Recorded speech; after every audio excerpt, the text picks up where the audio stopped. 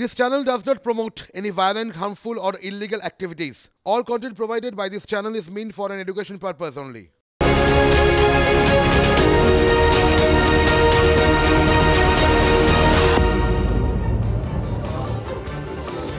নমস্কার, ঠিক দুপুর 2টা বাজে আর এখন নিউজ অ্যাট 2। নিউজ অ্যাট 2 এ বাবুন ব্যানার্জি ছাড়া অন্য কোনো নাম দিয়ে শুরু করা যেতেই পারে না আজকের দিনে।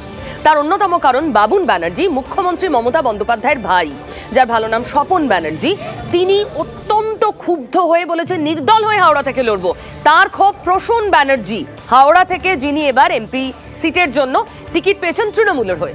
অত্যন্ত ক্ষুব্ধ বাবুন ব্যানার্জি কি বলেছিলেন আজ সকালে, আগে শুনুন। ঘটনার পরে আমার তো একটা মনে ক্ষোভ ছিল। আশ্বাস দিয়েছে বহুদিন আগে, 19 সালেও আশ্বাস দিয়েছিল, 21 সালেও আশ্বাস দিয়েছিল, আর 24 সালেও আশ্বাসের জায়গা তৈরি হয়েছে।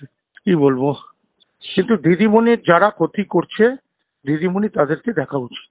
মমতা ব্যানার্জির কথা লিড গেছে, কিন্তু কিছু কিছু লোক যারা মমতা ব্যানার্জির কথায় হয়তো সেটা মান্যতা দিয়েছে কি দেয়নি সেটা বুঝতে পারছি না। আমার তো মনে হচ্ছে মান্যতা দেওয়ার কোনো জায়গায় কিছু একটু ঘামতি আছে। তাহলে কি তুমি হাওড়াতে নির্দল হয়ে দাঁড়াবার জন্য আমার ইচ্ছা প্রকাশ আছে।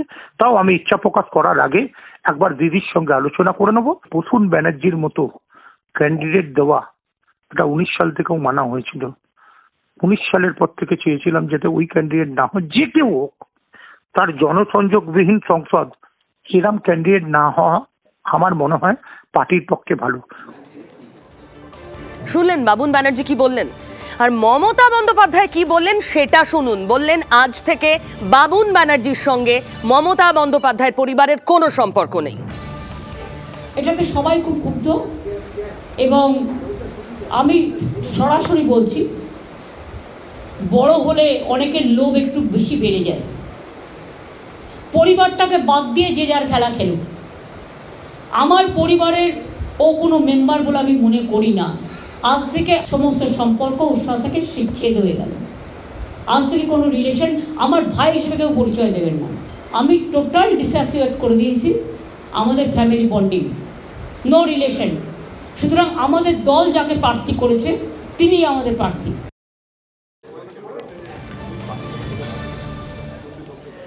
এর থেকে বড় চমক আজকের দিনে রাজনীতিতে কি হতে পারে? মমতা বন্দ্যোপাধ্যায় যা বললেন তারপর বাবুনের বক্তব্য আপনাদের শোনাবো, কিন্তু মমতার বক্তব্য নিয়ে আমার সহকর্মী আছে আমার সঙ্গে, তন্ময়ের সঙ্গে আমি কথা বলি। তন্ময়, মমতা বন্দ্যোপাধ্যায় কি কোথাও ব্যক্তি মমতা আহত মনে হলো? মানে তিনি সেই ছোটবেলায় কিভাবে কত কষ্ট করে ভাইদের বড় করেছেন বাবা মারা যাওয়ার পর, সেই সমস্ত স্মৃতিগুলো উস্কে দিলেন সাংবাদিকদের সামনে। দেখো, সেটা অত্যন্ত দক্ষতার সঙ্গেই করেছেন, কারণ মমতা বন্দ্যোপাধ্যায় যেভাবে সব বিষয়টাকে দেখে থাকেন, এই ধরনের একটা ক্রাইসিস যখন, যে পরিবারেরই একজন, তিনি টিকিট পাননি, তিনি ক্ষোভ প্রকাশ করছেন। এবং কি বলছেন বাবুন ব্যানার্জি, না তিনি বলছেন যে প্রসূন বন্দ্যোপাধ্যায় থেকে আরও ভালো ক্যান্ডিডেট ছিল, তাকে দেওয়া, মানে তাদেরকে কেন দাঁড় করানো হয়নি, তিনি দরকার হলে নির্দল হয়ে দাঁড়াবেন। এইরকম একটা অস্বস্তিকর পরিস্থিতি, যেখানে অর্জুন সিং তিনি ক্ষোভ প্রকাশ করেছেন, আমাদের সায়ন্তিকাকে দেখেছি তিনি ক্ষোভ প্রকাশ করেছেন, ইভেন অখিলগিরি তার ছেলেকে কেন দাঁড় করানো হয়নি সেই নিয়ে তিনি খুব হালকা করে একটা কথা বলেছিলেন, যে তিনি খুশি নন সেটা বুঝিয়ে দিয়েছিলেন। সব মিলে এরকম একটা পরিস্থিতিতে কিন্তু মমতা বন্দ্যোপাধ্যায় একেবারে সেই আবেগকে তুলে নিয়ে এলেন। ছোটোবেলায় কীভাবে মানুষ করেছেন, পরিবারে যখন অত্যন্ত কষ্ট ছিল, সেখান থেকে তিনি কিন্তু রাজনীতিকে টেনে নিয়ে এলেন। একটা জিনিস খেয়াল করে দেখবে, যখন সবচেয়ে ক্রাইসিসে সরকার পড়ে বা দল পড়ে, মমতা ব্যানার্জি কিন্তু ত্রাতা হয়ে ওঠেন। এর আগে আমরা দেখেছি প্রশাসনের বিরুদ্ধে যখন ভুড়ি অভিযোগ, তখন বিরোধীর অভিযোগ যখন করছে, তিনি বিরোধীদের থেকে আরো জোরালো গলায় তিনি নিজেই বিরোধিতা করতে শুরু করলেন। দাঁড়াও, তুমি এটা উল্লেখ করলে কেন মমতা বন্দ্যোপাধ্যায়? কারণ ওই পরিস্থিতি ঘরে যখন এই ক্রাইসিস, উনি বললেন আমি পরিবারতন্ত্র করি না, এটাই তার জলজান্ত প্রমাণ। এটাই কি মানে তিনি নিজের দিকে টার্ন করলেন? একেবারে এখানে তো এর আগেও বলেছিল যে ভাইপো ভাতিজা এইসব নানান ধরনের বাইরে থেকে যে নেতৃত্ব আসেন তারা বলেন, বিরোধীরা বিশেষ করে বিজেপি নেতৃত্ব, যে পরিবারতন্ত্র, বামপন্থীরা বলেন সে কথা। সেই অভিযোগটা কিন্তু একেবারে নস্যাৎ করে দিলেন বাবুনকে সামনে দিয়ে। অর্থাৎ একটা ক্রাইসিস তৈরি হলো, ক্রাইসিসটা থেকে তিনি নিজের মধ্যে দিয়ে এমনভাবে কাজে লাগালেন রাজনৈতিকভাবে, যে দেখুন আমি ভাইকেও মানি না, কে অর্জুন সিং, কে সায়ন্তিকা, কে অন্য কিছু। এই বার্তা কিন্তু স্পষ্ট করে দিলেন পরিবর্তন। এখানেই দুধে রাজনীতিক মমতা বন্দ্যোপাধ্যায়ের এই পয়েন্ট নিয়ে আমি চলে যাব। আমার সঙ্গে আজ অতিথি হিসাবে আছেন বিজেপি নেতা রাজস্বী লাহিড়ী। রাজস্বী, অত্যন্ত বড় ক্রাইসিস, পরিবারের মধ্যে যদি এরকম ভাবে বিক্ষোভ হয় এবং তারপরে নির্দল হয়ে দাঁড়াবো, আপনি জানেন গোটা এপিসোড। মমতা বন্দ্যোপাধ্যায় তিনি গোটা ঘটনাকে নিজের দিকে পজিটিভিটির সঙ্গে টার্ন করালেন, বললেন পরিবারতন্ত্র করি না, বাবুন ব্যানার্জি তার জলজান্ত প্রমাণ, কোনো সম্পর্ক নেই ভাইয়ের সঙ্গে। রাস্তাঘাটে চলতে ফিরতে যে কোনো একজন মানুষকে ডেকে জিজ্ঞাসা করুন মমতা বন্দ্যোপাধ্যায়ের পর তৃণমূলের বাগডোর কার হাতে যায়, উত্তরটা 100 জনের মধ্যে 99 জন যদি অভিষেক বন্দ্যোপাধ্যায় ছাড়া অন্য কোনো নাম নেয় বা বলে যে আমরা তো বলতে পারবো না, আমরা তো জানি না, তখনই বোঝা যাবে মমতা বন্দ্যোপাধ্যায় পরিবারতন্ত্র করেন কি করেন না। দেখুন, চোরেদের মধ্যে চুলোচুলি আর এ সমস্ত হুইল চেয়ারের নাটক আর ওই প্লাস্টার পরে চলার নাটক, যেদিন নির্বাচন হয়ে গেল পরের দিনই প্লাস্টার খুলে গেল, মানে যারা যারা আমরা ভবিষ্যৎবাণী করেছিলাম এত তারিখে প্লাস্টারটা এতটার পরে খুলে যাবে, অটোমেটিক্যালি সেটা খুলে গেল এবং আজ অব্দি এক্সরে রিপোর্টটা কেউ দেখতে পেল না। না, আপনি বলছেন এটাও স্ক্রিপ্টেড? অ্যাবসলিউটলি। যেখানে দাঁড়িয়ে এত বড় বড় ডিরেক্টররা আছে, অভিনেতা অভিনেত্রীরা আছে, তারা সুন্দর স্ক্রিপ্টেড করবেন না? মমতা ব্যানার্জির যদি এটাই হয়ে থাকতো তো তাহলে পরে অভিষেক বন্দ্যোপাধ্যায়কে কেন তুলে নিলেন? আরো তো তৃণমূলে অনেক নেতা ছিল, তাকে সেকেন্ড ইন কমান্ড। সে তার অবদানটা কি? পশ্চিমবঙ্গে জগদ্দল পাথর সিপিএম কে সরানোর পেছনে অভিষেক বন্দ্যোপাধ্যায়ের কি অবদান আছে?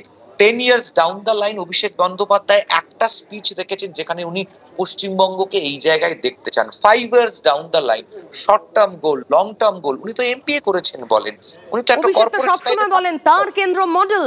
রাজ্যে এখন ডায়মন্ড মডেল তৈরি করেছেন অভিষেক। রাজস্ব, আমি আসবো, আবার এই প্রসঙ্গে আসবো আপনার কাছে। এটাও নাটক, এটাও আসলে স্ক্রিপ্ট বলছেন বিজেপি নেতা রাজস্বী লাহিড়ী। কিন্তু বাবুন ব্যানার্জি দিদির এরকম ধমক খাওয়ার পর কি বললেন শোনাবো।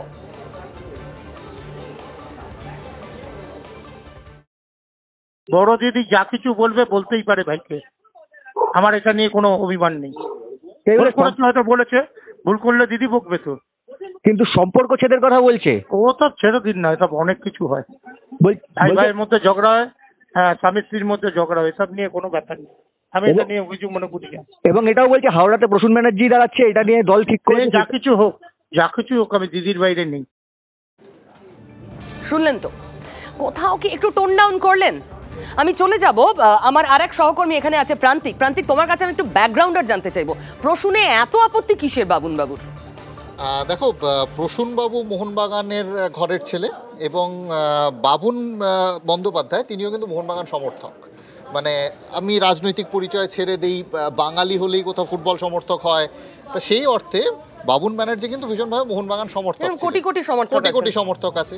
ধীরে ধীরে মোহনবাগান অ্যাডমিনিস্ট্রেশনের কাছাকাছি তার আসা, এবং সেখানে ওই কিছুক্ষণ আগে হয়তো যেটা বলছিলাম যে বছর 4-4.5 আগে মোহনবাগানের এজিএম, সেখানে সেই এজিএমে মোহনবাগানের তৎকালীন যে শাসক গোষ্ঠী ছিল তাদের মধ্যে কোথাও একটা বিভাজন হচ্ছিল, কোথাও একটা টুটু বসু গোষ্ঠী হচ্ছিল, কোথাও একটা অঞ্জন মিত্র গোষ্ঠী হচ্ছিল। সেখানে কিন্তু বাবুন ব্যানার্জির উপস্থিতি ভীষণভাবে দেখা যেত তখন ক্লাবে। তিনি থাকতেন আশপাশে, সেই ক্ষমতার আশপাশেই তিনি থাকতেন, এবং সেই এজিএমে প্রসূন বন্দ্যোপাধ্যায় এবং স্বপন বন্দ্যোপাধ্যায় বা বাবুন বন্দ্যোপাধ্যায়ের মধ্যে কিন্তু একটা তুমুল অশান্তি হয়েছিল। গোটা এজিএমটাই অশান্তির এজিএম ছিল, কারণ সাম্প্রতিক অতীতে মোহনবাগান এজিএমে ওই রকম অশান্তি চোখে পড়ে না, রীতিমতো মারামারি ফেলে, মাটিতে ফেলে মারামারি, পুরনো শত্রুতার জের কোথাও একটা। এবং সেই মঞ্চে দুজনের কথা বলা নিয়ে প্রথমে মাইক কাড়াকাড়ি হয়েছিল, এখনো ছবিটা আমার কাছে স্পষ্ট, মাইক কাড়াকাড়ি হয়েছিল। তারপর একটা মাইক, ধরো আমার হাতে এখন একটা আছে, তুমি যদি কাটতে চাও কাড়াকাড়ি হবে, তো তোমার হাতে দ্বিতীয় অপশন হতে পারে আরেকটা মাইক তুলে নিতে পারো। এবং যেটা আমরা ছবিতে দেখাচ্ছি, তারপর দুজন দুটো মাইক নিয়ে একই সঙ্গে বলতে শুরু করলেন, কেউ কারোর কথা শুনতে পাচ্ছে না, মানে যারা সেখানে মোহনবাগান সমর্থক ছিলেন তারাও কেউ কিছু শুনতে পাচ্ছেন না, তুমুল অশান্তি হয়েছিল। সেখান থেকে কিন্তু কোথাও বিভাজনটা স্পষ্ট হয়ে যায়। এবং আমরা যেটা তখন ময়দান কভার করতে গিয়ে যেটা শুনতে পেয়েছিলাম, যে দুজনকেই প্রসূন, তখন সাংসদ, তৎকালীন সাংসদ প্রসূন বন্দ্যোপাধ্যায়, দুজনকেই কিন্তু মমতা বন্দ্যোপাধ্যায় মৃদু ভৎসনা করেছিলেন, এবং এই অশান্তির জন্য কিন্তু আর মৃদু নেই, মানে আজকের ভৎসনা প্রকাশ্যে, সম্পর্কছেদের পাবলিক অ্যানাউন্সমেন্ট হয়ে গেছে। প্রান্তিক, আমার আরো একটা বিষয় খুব ইন্টারেস্টিং লাগছে, বাবুন বাবু এরপর বললেন ও ঘরে ঘরে অশান্তি হয়, স্বামী স্ত্রীর হয়, দিদি ভাইয়ের হয়, ওসব ছেড়ে দিন। কিন্তু মানে রাজনৈতিক ক্যারিয়ার যে এই মুহূর্তে খুব ভালো মনে হলো না মমতা বন্দ্যোপাধ্যায়ের বক্তব্যের পরে। উনি একগুচ্ছ স্পোর্টস অ্যাসোসিয়েশনের বোধহয় মাথায় বসেছিলেন, সেগুলো কি হবে? এখনো আছে, মানে এদিকেও যাবে ওদিকেও যাবে, এখনো আছেন। দেখো, সেটা কি হবে বলা যায় না, এই ক্ষোভের পর কি হতে পারে, এখনই বলা হয়তো সম্ভব নয়। কিন্তু যেটা তিনি এখন দিল্লি সফরে আছেন নরেন্দ্র বাত্রার সঙ্গে, ইন্ডিয়ান অলিম্পিক অ্যাসোসিয়েশনের মিটিংয়ে, নরেন্দ্র বাত্রার সঙ্গে তার বৈঠকের কথাবার্তা, তিনি আবার বিজেপির অতি ঘনিষ্ঠ, যিনি আবার বিজেপির অতি ঘনিষ্ঠ। যাই হোক, দিল্লি সফর, রাত্রি 8:30টায় ফেরার কথা, মাঝের সময়টায় কিছু হবে কিনা যদিও বাবুনবাবু বলে দিয়েছেন না অন্য কোথাও যাওয়ার কোনো প্রশ্ন নেই, নির্দল হতে পারেন তিনি, অন্য কোথাও যাবেন না। তো যে জল্পনার জায়গা একটা থাকে, জল্পনা তো জিয়ে থাকলোই। এরপর বাবুন ব্যানার্জি কি করবেন?